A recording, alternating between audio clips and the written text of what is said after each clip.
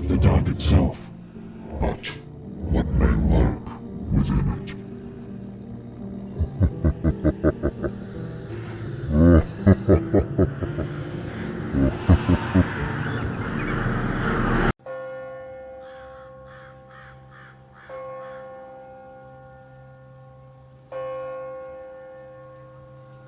Hello all, my name is Vince and I am a 58-year-old pastor in a mainline denomination, Lutheran LCMS to be precise.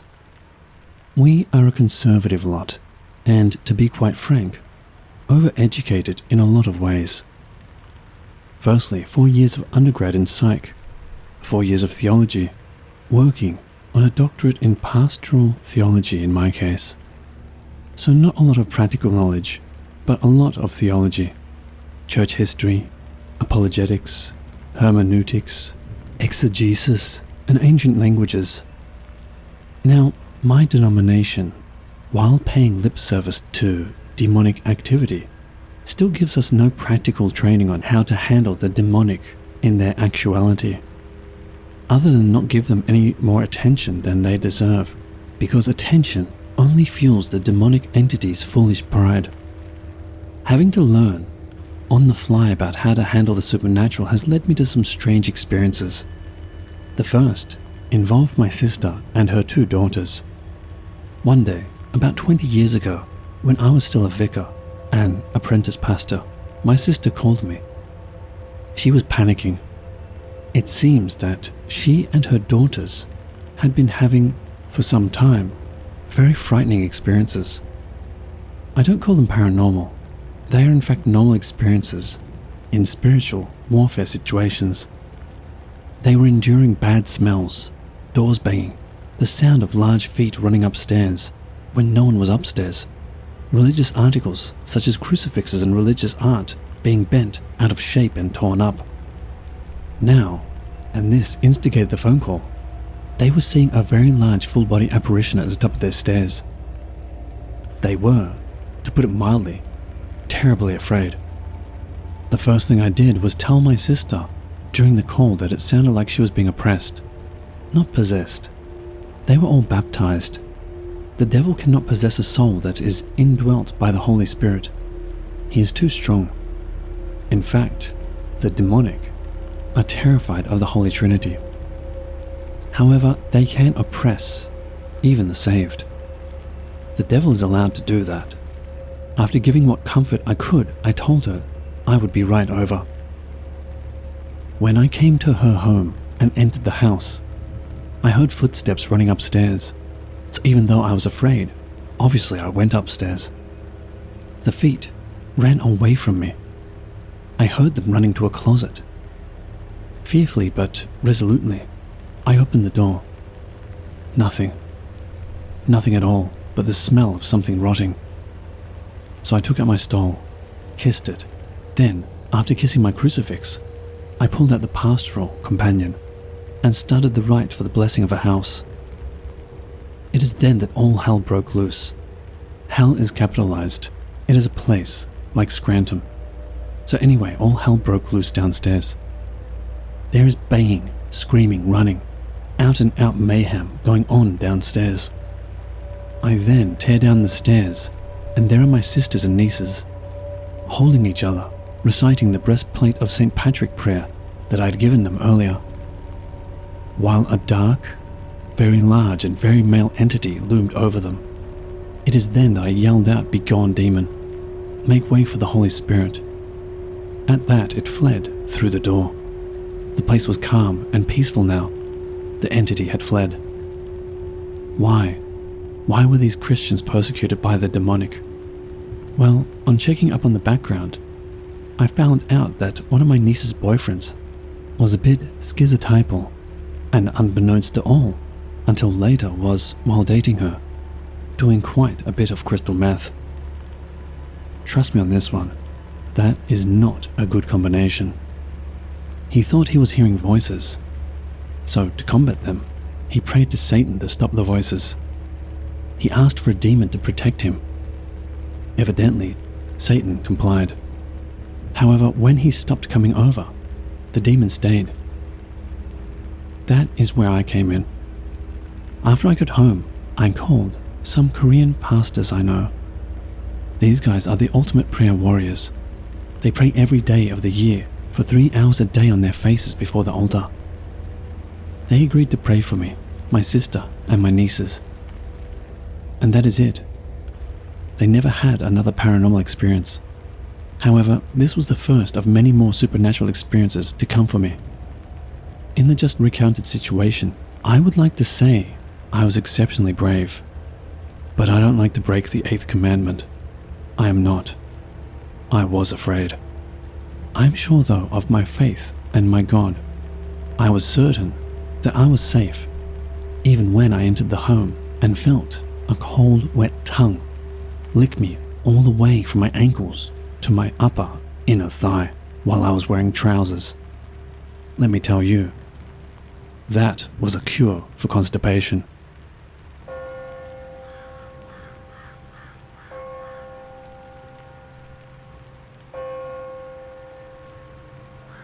Some years back, I was serving a congregation in upstate New York. Now this town was in the armpit of God's creation. No names. I don't want to hurt anyone's feelings if it happens to be anyone who hears this story's hometown. I mean, even God's armpit has good people living in it. Still, this place was a dump. A lot of crime and drug abuse. Still, there were a lot of lovely people there, especially in our church. Our congregation was made up mostly of seniors, as is usually the case. Young people today will believe in witches, wendigos, vampires, and the fae. Anything but God, let alone Jesus. Still, among my congregants, there were some youngish people that attended. In particular, and the focus of this story, was an insurance claims adjuster named Barbara. Now, Barbara was pure Brooklyn Italian. Loud, brash, and just an all-round delightful person.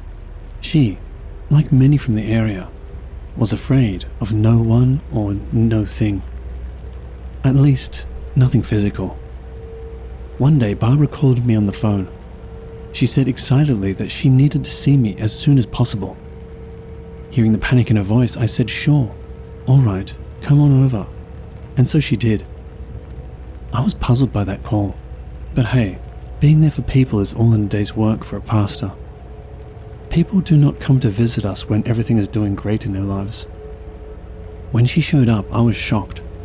The lady, who was always perfectly coiffed, with big puffy hair, perfect makeup and nails, was a mess. Her hair was dank and had fallen all around her face. Her eyes were red and puffy. She had dark circles under them. Frankly, it looked like she had been crying and hadn't slept for a while. I immediately thought the worst had happened to her after seeing her arrive in such a state. My first notion was that someone had assaulted her, a common occurrence in this town, or that one of her kids had been hurt or killed. It turned out I was wrong on both counts.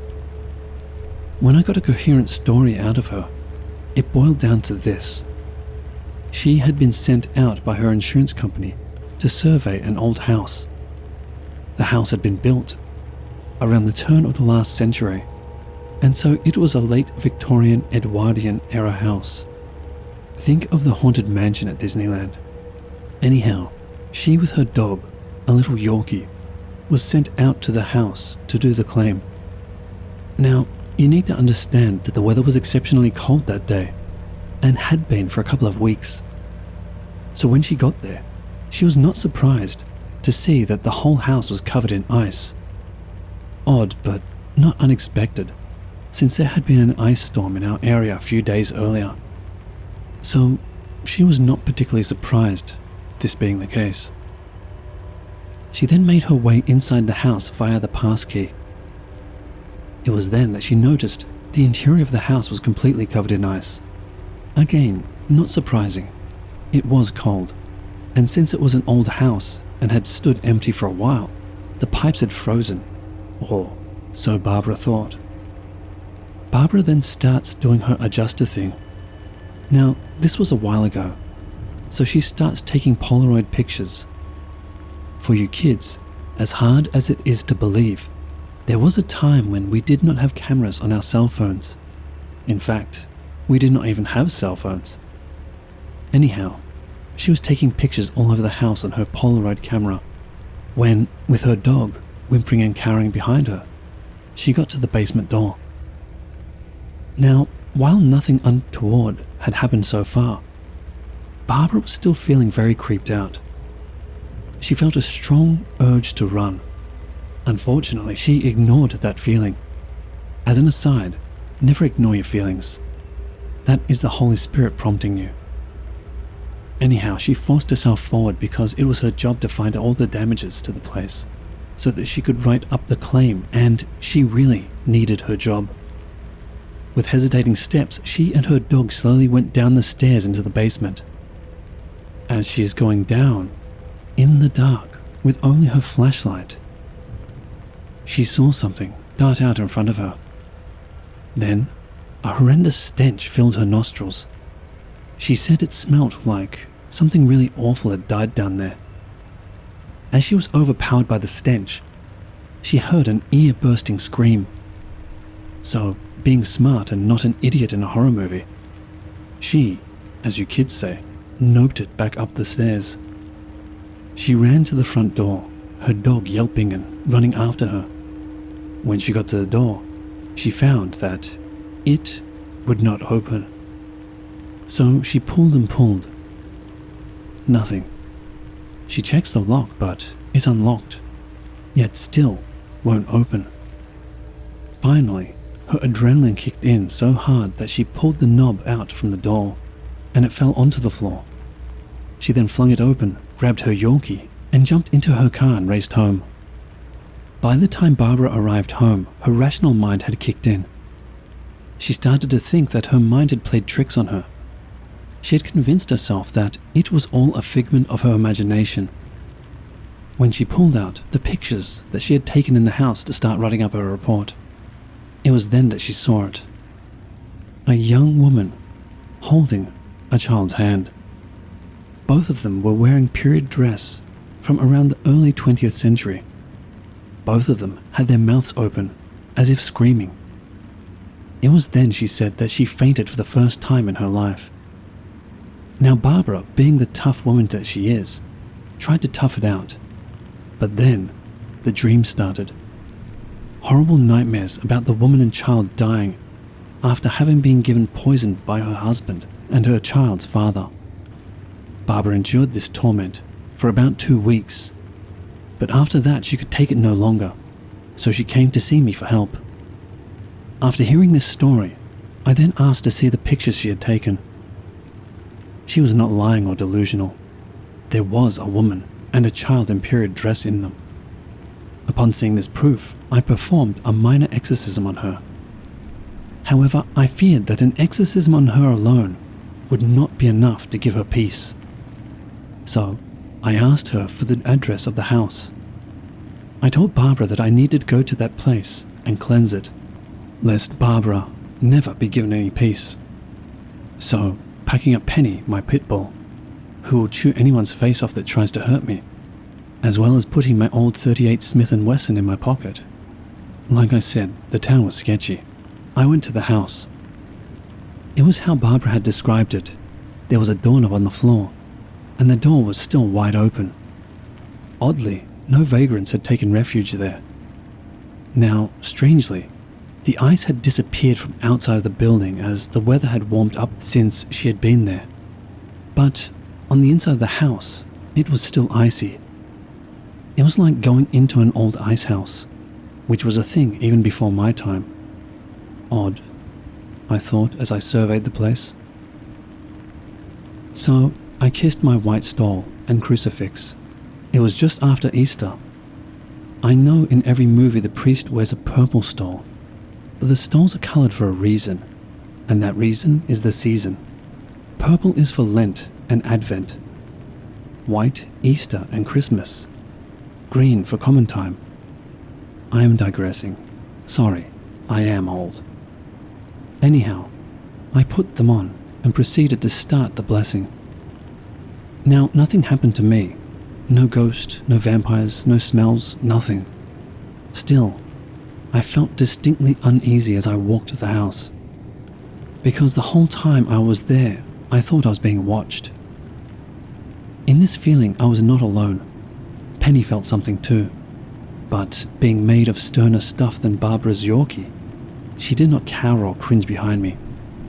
She was in full fur missile mode, shoulders hunched up ready to attack anything that moved. Everything was all right until we hit the basement. Fearing vagrants, I pulled out my pistol as I went down the stairs while saying the prayers. It was then that I heard a scream. Did you ever get a sudden drop in your stomach and adrenaline surge while scared? The Bible calls that a girding of the loins. I felt that. Anyhow, it is at that moment that Penny went hurtling in front of me, snarling and snapping. There was horrendous screaming. However, I could not see a thing. After a few seconds, that seemed like a few epochs, Penny came trotting back to me, wagging her tail and looking at me for her good girl. She had a possum in her mouth. A very much newly dead bloody possum. Laughing to myself, I finished my prayers and left, certain that while there may have been a spirit there, it had been cleansed and the screamer would scream no more, thanks to Penny. As I was leaving, thinking that there was a job well done, I looked back at the front door. It was open again. There stood the woman and her child. I did not go back. The aftermath? Barbara no longer had dreams after we burned the picture, and her faith has been strengthened. The insurance company had it demolished, and now they are putting affordable housing on the land. Oh, and Penny got a big pig's knuckle to gnaw on. I think she would have preferred the possum.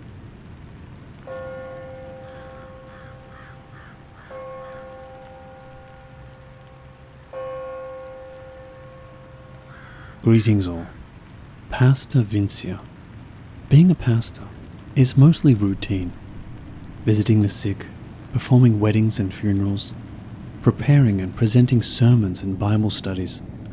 It is usually a calm, peaceful life. Yet, there are some dangers. As you may or may not know, when you work in certain professions, there are certain locations that you should not travel to.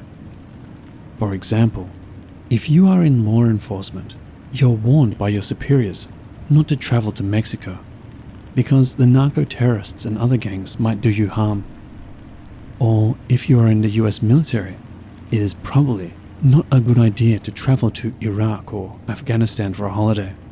It will most likely not end well for you. This is just common sense. You might be surprised that there are no-go places for clergy as well. These places are so dangerous that when you are training to become a member of the clergy, you are warned that it is not a good idea to travel to Haiti or New Orleans. This is because there is a lot of spiritual warfare occurring in those places, due to the rampant practice of voodoo and the other dark arts. Now normally, I am a cautious fellow. If things seem to be sketchy at a location, I tend to stay away from it. I mean, why go looking for trouble? Trouble will always find you. So you might ask yourself, why did I end up in New Orleans one fine day in October? Well, it comes from one of my weaknesses. You see, I don't drink or do drugs or smoke. Not from any moral qualms, but because of my duties, I need to keep a clear head. If someone gets sick or is in trouble and needs my help, I can't respond properly if I am impaired. That being said, I do have a weakness. We all do. That is how the devil gets to you. My weakness is food.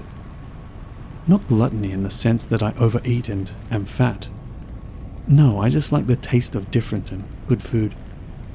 That is how I ended up in New Orleans. I was on a trip to Gulfport, Mississippi for a conference. And instead of flying directly there, I just had to stop off in New Orleans to try all the really good food available there. Specifically, the food at the world-famous Commander's Palace So my wife and I, yes, I am married. I am a pastor, not a priest. Priests make sacrifices. I don't. Anyhow, my wife and I landed at Louis Armstrong Airport. When we got out of the plane, it was a glorious day. Dry for New Orleans and about 75 degrees. Yet despite this, I was immediately assaulted with a feeling of oppression and started to experience intense nausea. Thinking it was just the cruddy airline food that they had served on the plane, we went to our hotel, a seedy hotel named the Lazy 8. Getting to the hotel, I immediately took some antacid and laid down on the bed. About an hour later, I was feeling somewhat better, and so we went to the commander's palace. It was a glorious meal. The turtle soup and foie gras were wonderful.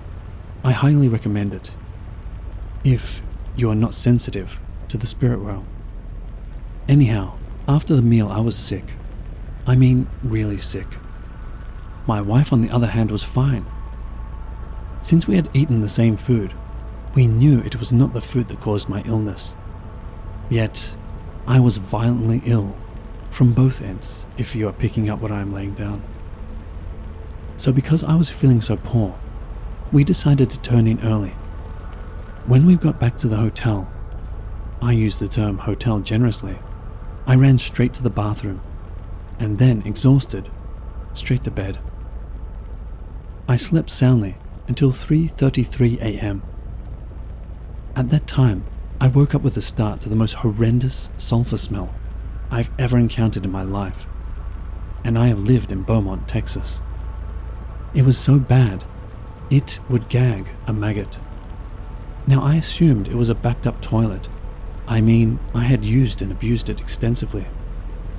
You could be forgiven if you were to assume that with all my experience with the paranormal, that I would have been more perceptive. I mean, a horrendous sulfur smell? Check. Crap starting at 3:33 to mock the Trinity? Check. Nausea and sickness? Check. The oppressive feeling? Check. You would have thought I would have realized that I was under spiritual assault, but you would be wrong. As my wife says, I can be wonderfully obtuse and oblivious to things that are going on around me. Then, just as I was starting to get up to check the toilet, I was violently slammed down back onto the bed. Now, I am a big man, 6'2", 220 pounds. It takes some doing to take me down. Yet, this force was so powerful, I could not help but being helplessly thrown down. At the same time, the smell got even stronger and stronger. Then, I felt hands on my chest, and a body crawl on top of me. Now, I was not laying there passively. The whole time I was squirming, pushing with all my might, trying to throw what felt like a body off of me, trying to get away. No can do. It is then, in that helpless situation, that I felt hands reaching down to my, well, use your imagination. It was then that I saw it. No, not a black horned creature, but a woman who was opalescent and wearing what I can only describe as a faded flower print shirt. It was then that I understood that this was paranormal, a demon of some kind. So I started praying out loud. I started praying the prayer of St. Patrick's breastplate. Look it up. It is a powerful prayer. Basically, you are binding yourself to the Holy Trinity, calling on God and the communion of saints to protect you. As I did this, she, and it took the form of a she, let out a scream and vanished. Now I was able to sit up and look around. Smell gone. The presence gone. Oppression and nausea still there. Now, I would chalk all this up to a lucid dream and sleep paralysis, or even to illness, except for one salient fact. My wife saw the whole thing. She even described the demon's shirt, down to the pale flowers on it. My wife is a trained observer, one who has been trained to remain calm in extreme situations and take notice of everything. so you can take her eyewitness testimony as valid. During the whole event, like the good wife and cop that she is, she tried to intervene, but she had also been held down and had been unable to move or speak. Needless to say, we were both scared, and so we left that hotel quickly. As we were leaving, I was sick again, violently, so my wife drove fast. She was in law enforcement at the time, so she had the brass passport, so there was no fear of a speeding ticket. Anyhow, we drove until we got to the bridge that takes you to Mississippi. As soon as we got over the bridge, it all just stopped. Everything went away. No more nausea, no more oppressive feelings, everything gone. I felt fine, except for my shattered nerves.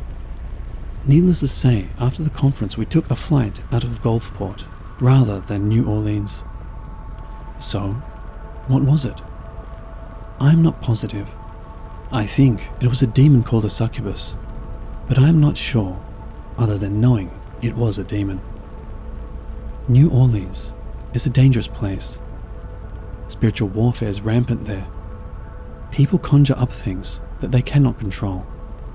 If you are clergy, if you are spiritually sensitive, stay away from New Orleans, no matter how good the food may be, no matter how much fun you might think you will have, because it is a dangerous place. I bid you peace. Pastor Vince.